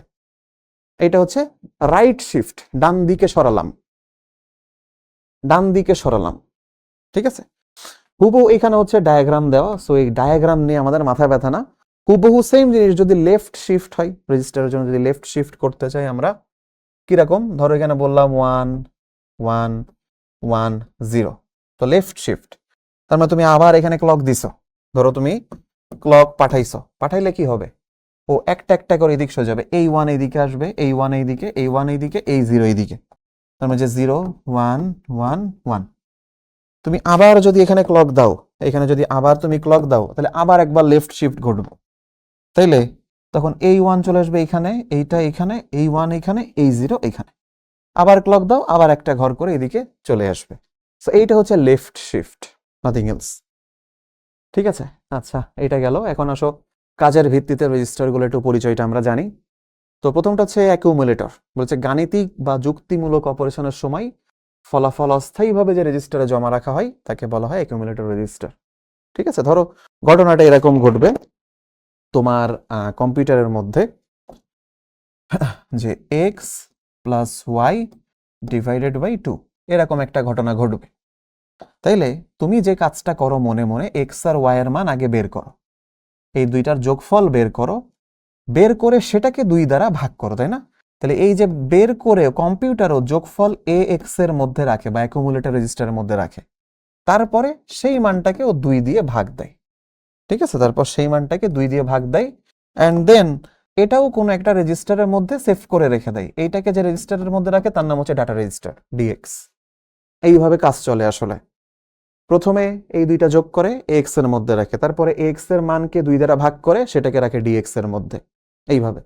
সেই যে এই জন্য বলছে যে গাণিতিক যুক্তিমূলক বা অপারেশনের সময় ফলাফল অস্থায়ীভাবে, স্থায়ী না, স্থায়ীভাবে হচ্ছে dx, অস্থায়ী হচ্ছে ax এর মধ্যে রাখে। এরপরে মেমোরি অ্যাড্রেস রেজিস্টার, যে স্মৃতির যে স্থানে বলতে আসলে মেমোরির কথা বলেছে।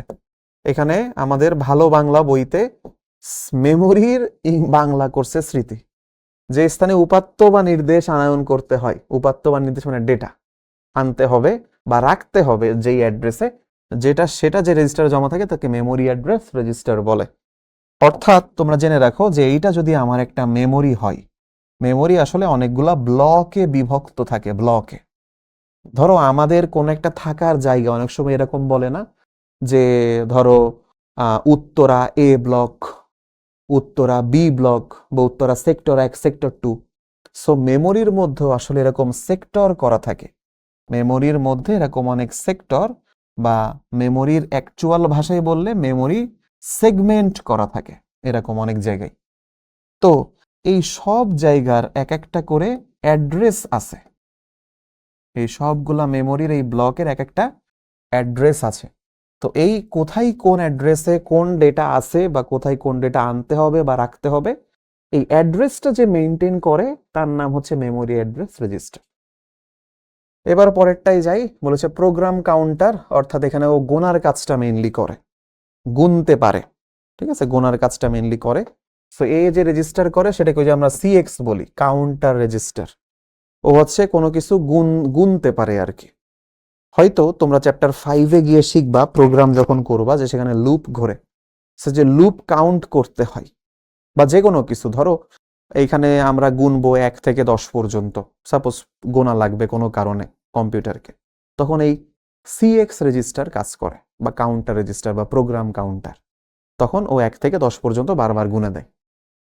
এরপর হচ্ছে ইনস্ট্রাকশন রেজিস্টার, যে রেজিস্টারে মাইক্রোপ্রসেসরের চলতি কোনো নির্দেশ বা ইনস্ট্রাকশন অস্থায়ীভাবে সংরক্ষিত থাকে তাকে ইনস্ট্রাকশন রেজিস্টার বলে।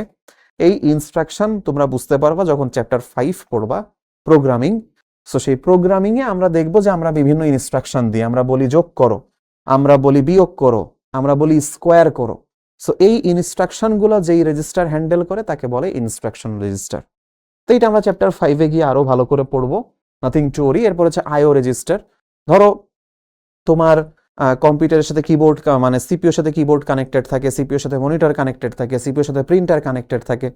সেইগুলোর মধ্যে কে ইনপুট দিবে, কোথায় আউটপুট যাবে, এই জিনিসটা নিয়ন্ত্রণ করে যে রেজিস্টারগুলা, তারা হচ্ছে আইও রেজিস্টার বা ইনপুট আউটপুট রেজিস্টার। ঠিক আছে, এদেরকে এই যে আইও রেজিস্টারও বলা হয় অনেক সময়। আইও মানে হচ্ছে ইনপুট আউটপুট রেজিস্টার।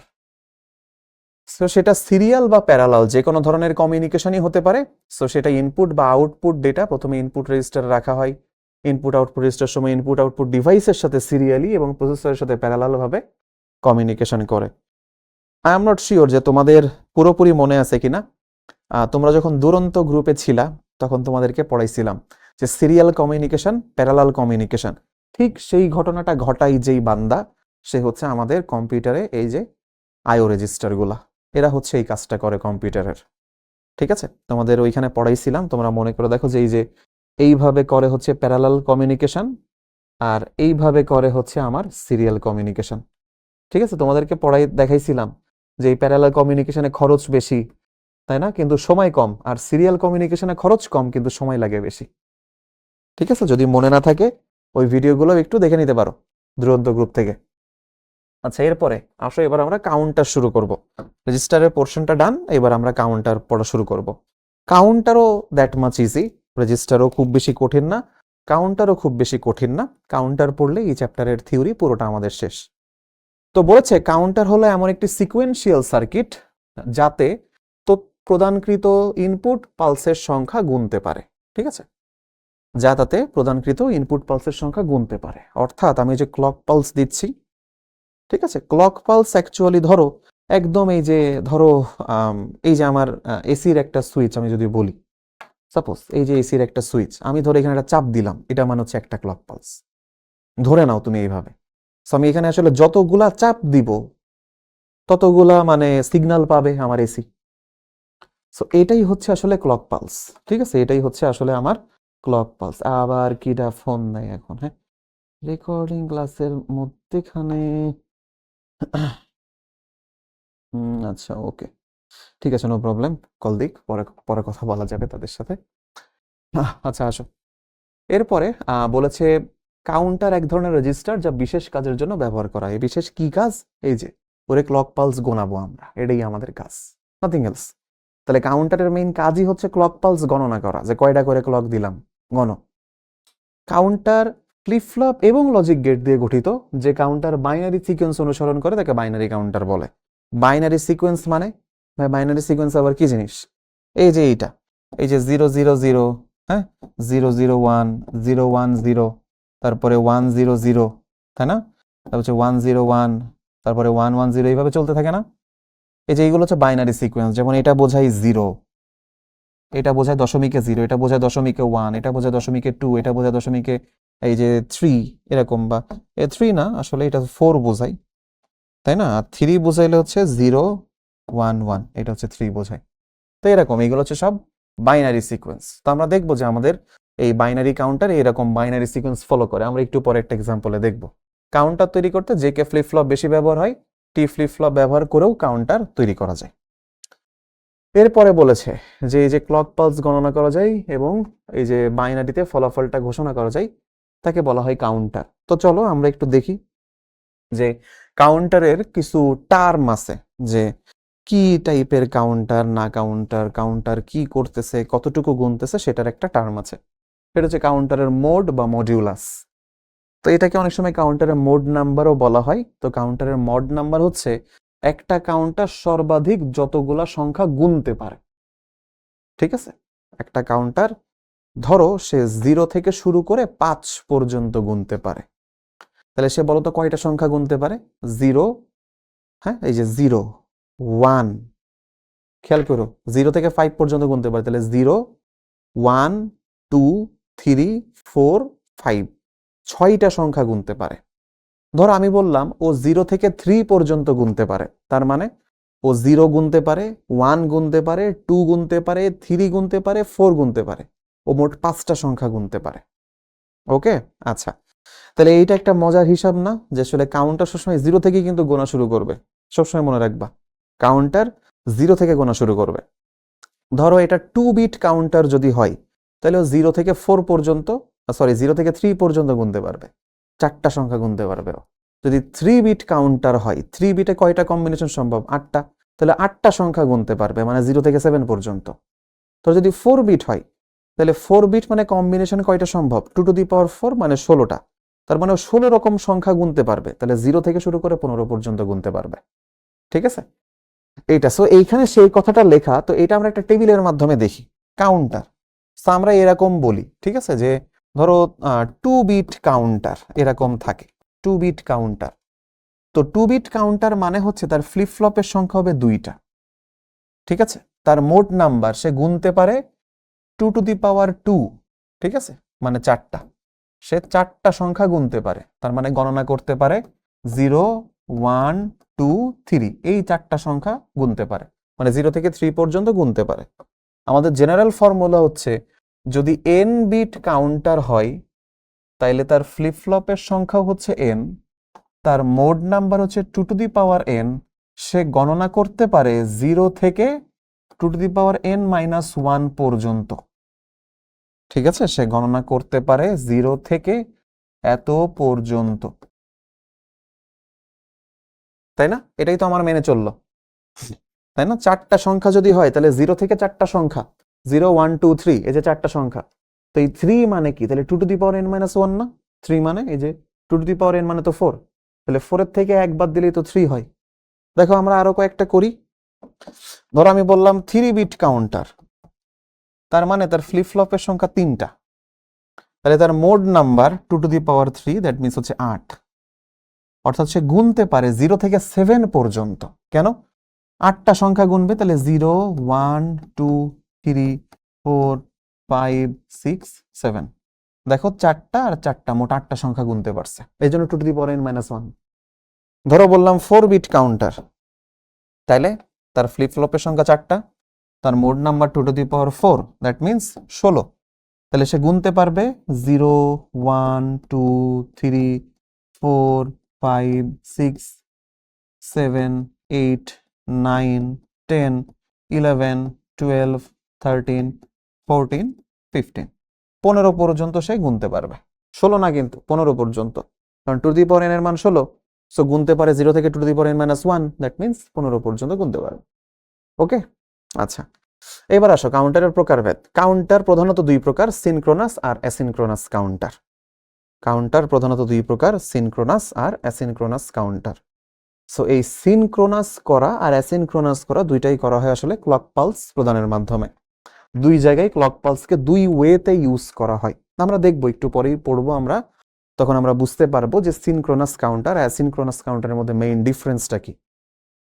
এরপরে সিনক্রোনাস কাউন্টার আবার দুই রকম, একটাকে বলে আপ কাউন্টার, একটাকে বলে ডাউন কাউন্টার। আপ কাউন্টার মানে হচ্ছে ও গুনে 0 1 2 3 এইভাবে। ডাউন কাউন্টার মানে ও গুনে 3 2 1 0 এইভাবে। ওকে, আচ্ছা এরপর হচ্ছে রিপল আপ কাউন্টার আর রিপল ডাউন কাউন্টার। অ্যাসিনক্রোনাস কাউন্টারও দুই রকম। সো ও রিপল আপ কাউন্টার মানে একই, 0 1 2 3, আর ডাউন কাউন্টার হচ্ছে 3 2 1 0, এইভাবে গুনতে পারে। তো চলো এর পরবর্তী পোর্শনে যাই আমরা। প্রথমে সিনক্রোনাস কাউন্টার দেখো, বলেছে যে কাউন্টারের ক্ষেত্রে একটি মাত্র ক্লক পালস দ্বারা একই সাথে সকল ফ্লিপ ফ্লপের অবস্থার পরিবর্তন ঘটে, এইটারে বলে সিনক্রোনাস কাউন্টার। ঠিক আছে, আমরা দেখতেছি যে সিনক্রোনাস কাউন্টারে একই ক্লক পালস সব ফ্লিপ ফ্লপে যাবে। অ্যাসিনক্রোনাস কাউন্টারে এটা হবে না। অ্যাসিনক্রোনাস কাউন্টারে একটা ফ্লিপ ফ্লপের ইনপুট পরবর্তী ফ্লিপ ফ্লপের ক্লক পালসে যাবে, সরি আউটপুট পরবর্তী ক্লক পালসে ফ্লিপ ফ্লপের ক্লক পালসে যাবে।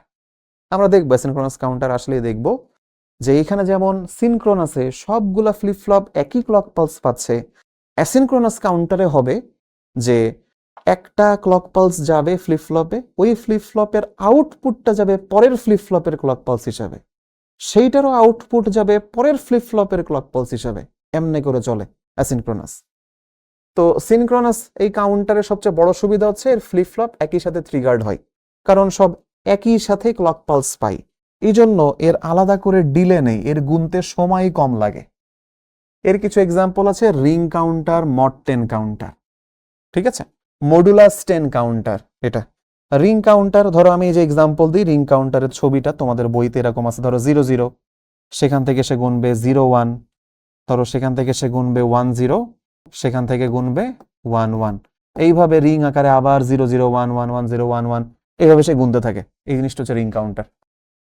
তো আমরা এখানে একটা ছবি আছে সিনক্রোনাস কাউন্টারের, ছবির কিচ্ছু বোঝা দরকার নেই, তোমার এই ছবি মুখস্থও করা লাগবে না, খালি দেখো এই সেম ক্লক পালস সবগুলা ফ্লিপ ফ্লপ পেয়েছে, সবগুলা ফ্লিপ ফ্লপ পেয়েছে। তোমাকে যদি প্রশ্ন করা হয় এটা কয় বিট কাউন্টার, তার অ্যান্সার হচ্ছে এটা 3 বিট কাউন্টার, তাই না, এটা 3 বিট সিনক্রোনাস কাউন্টার। তাহলে এর মড নাম্বার কত? মড নাম্বার 2 টু দি পাওয়ার 3, তার মানে 8। তাহলে গুনতে পারে কতটুকু, তাই না, তাহলে গুনতে পারে 0 থেকে 7 পর্যন্ত। এই যে 0 থেকে 7 পর্যন্ত তোমাকে এই ছবি দিয়ে এই টাইপের কোশ্চেন করবে, যেখানে এটা কি সিনক্রোনাস না অ্যাসিনক্রোনাস। তো তুমি দেখবা যে সবাই কি একই ক্লক পালস পাচ্ছে, তাহলে সিনক্রোনাস। তাহলে এটা কয় বিট, যেহেতু ফ্লিপ ফ্লপ 3টা আছে এখানে, তাই না, এই যে এটা হচ্ছে সাপোজ 0তম ফ্লিপ ফ্লপ, এটা 1তম ফ্লিপ ফ্লপ, এটা 2তম ফ্লিপ ফ্লপ, এই যে এইভাবে নামকরণ করা হয়, FF0 FF1 FF2, তাহলে 3টা ফ্লিপ ফ্লপ, তাহলে 3টা বিট, তাহলে মোট এত, গুনতে পারে এত। এই জিনিসগুলো আমাকে খেয়াল রাখতে হবে। এবার আসো অ্যাসিনক্রোনাস কাউন্টার, যেমন রিপল আপ কাউন্টার। তো আসো আমরা রিপল আপ কাউন্টার একটু করার ট্রাই করি। মানে এই কাউন্টার ছোট নাম্বার থেকে বড় নাম্বারের দিকে গণনা শুরু করবে। ওকে, শুরুতে আমরা এর মধ্যে একটা ক্লক পালস দিব।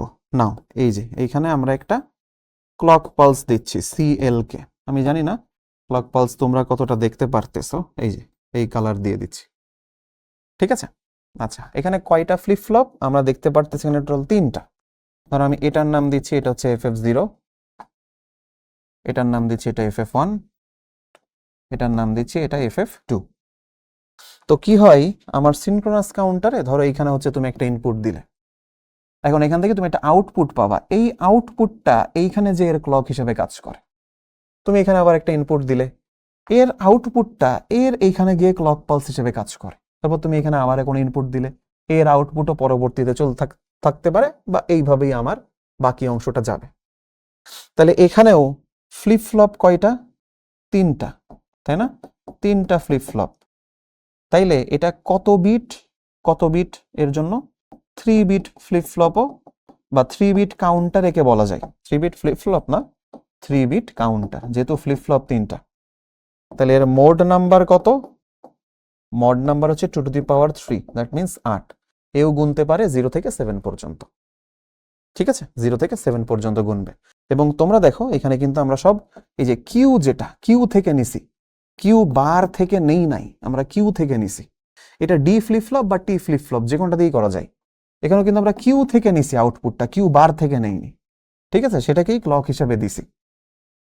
কিন্তু যদি রিপল ডাউন কাউন্টার হতো, অর্থাৎ সে বড় থেকে ছোট গুনতো, তখন ঘটনাটা ঘটতো এরকম যে ধরো এইটা হচ্ছে আমার FF0, সেম দেখাচ্ছি, FF1, এটা হচ্ছে আমার ফ্লিপ ফ্লপ 2।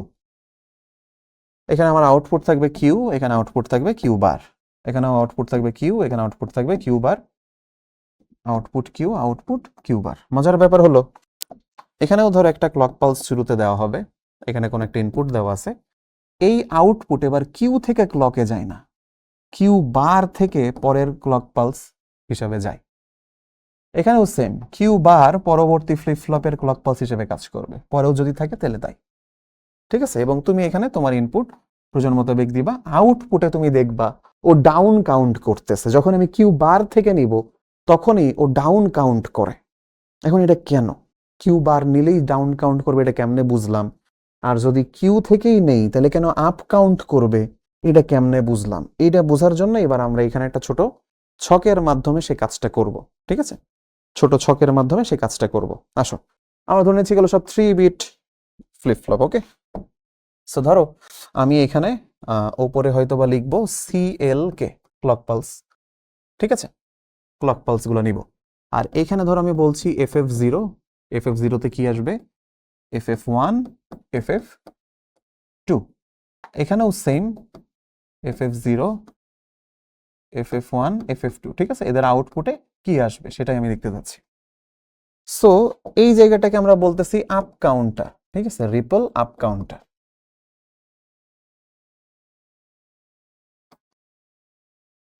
এইটাকে বলতেছি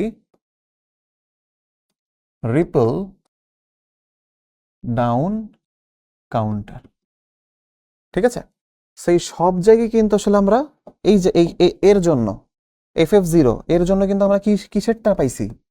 কিউ এরটা নিছি। আচ্ছা সরি, এই কালি দিয়ে লিখলে মনে হয় তোমরা দেখতে পারবা না। এর জন্য কিন্তু আমরা এটা দিয়েও মনে হচ্ছে দেখা যাবে না, এটা দিয়ে দেখা যাবে হয়তো। কিউ এর আউটপুটটা নিছি, কিউ নিছি আউটপুটে কিউ নিছি। কিন্তু এইখানে আমরা কাকে নিছি? কিউ বারকে। এখানে নিছি কিউ বারকে, এখানে নিছি কিউ বারকে। আচ্ছা এবার আসো, তো আমাদের এখানে ক্লক পালস কয়টা গণনা হবে? যেহেতু 3 বিট, তো ক্লক পালস গুনতে পারে, তাই না? তো কখন?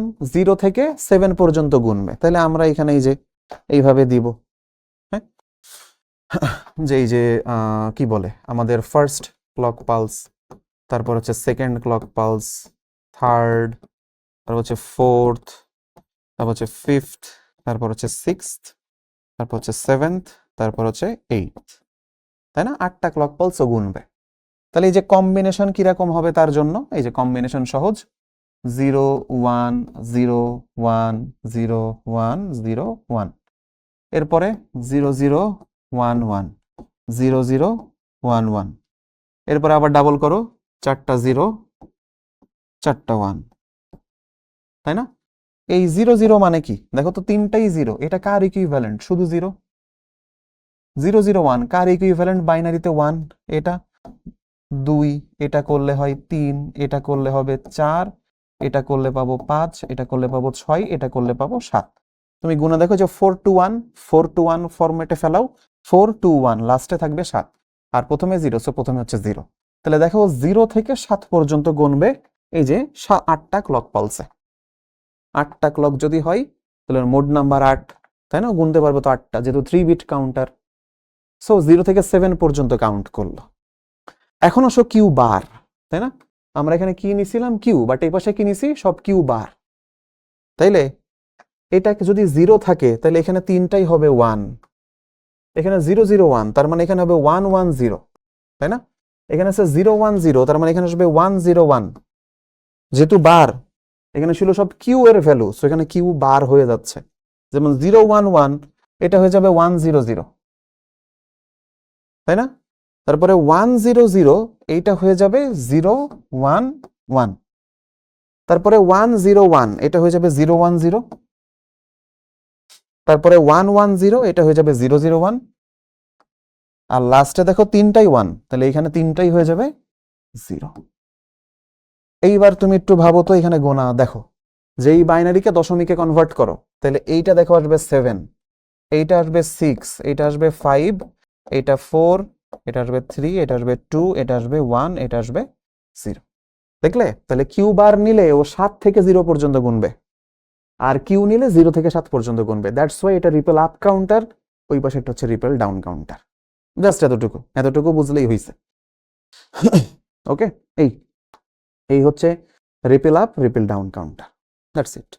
আর লাস্ট আমরা এদের একটু ব্যবহারটা শিখে নিই, যে ডিজিটাল ইলেকট্রনিক্সে কাউন্টারের উল্লেখযোগ্য ব্যবহার হচ্ছে ক্লক পালসের সংখ্যা গণনা করে, টাইমিং সিগন্যাল প্রদান করে ডিজিটাল ঘড়িতে, ডিজিটাল কম্পিউটারে, আর অ্যানালগ সিগন্যালকে ডিজিটাল সিগন্যালে রূপান্তর করার কাজেও আমাদের কাউন্টার ইউজ করা হয়। ওকে, সো দ্যাটস ইট। এই পর্যন্তই থাকবে আমাদের এই ক্লাসটা আজকের। সো নেক্সটে আমাদের সিকিউ এমসিকিউ সলভিং ক্লাসও আসবে তোমাদের জন্য, তো সেই ক্লাসও তোমাদের সাথে দেখা হচ্ছে। সো থ্যাংক ইউ সবাইকে, আজকে এ পর্যন্তই, টাটা।